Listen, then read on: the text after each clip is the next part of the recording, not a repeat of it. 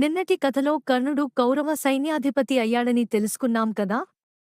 ఈరోజు కర్ణుడు, అర్జునుడు ఇద్దరూ ఒకరినొకరు ఎదుర్కొన్నారు. వారి మధ్య జరిగిన పోరు చాలా భీకరంగా ఉంది. ఇద్దరూ గొప్ప విలుకాండ్రు కావడంతో వారి బాణాలు ఆకాశాన్ని నింపేశాయి. కర్ణుడు తన శక్తివంతమైన అస్త్రాలను అర్జునుడిపై ప్రయోగించాడు.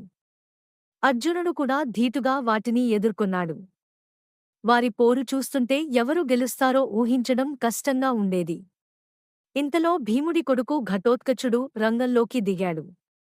అతడు రాక్షసుడు కావడం వల్ల తన మాయాశక్తులను ఉపయోగించి కౌరవ సైనికులను భయభ్రాంతులకు గురిచేశాడు. అతడి భీకరమైన పోరాటానికి కౌరవ సైన్యం చెల్లాచెదురైపోయింది. దుర్యోధనుడు ఘటోత్కచుడిని ఆపమని కర్ణుడిని వేడుకున్నాడు. అప్పుడు కర్ణుడు తన వద్ద ఉన్న శక్తివంతమైన ఏకాగ్ని అస్త్రాన్ని ఘటోత్కచుడిపై ప్రయోగించవలసి వచ్చింది. ఆ అస్త్రం అర్జునుడిని చంపడానికి దాచి ఉంచినప్పటికీ తప్పనిసరి పరిస్థితుల్లో కర్ణుడు దానిని ఘటోత్కచుడిపై ప్రయోగించాడు.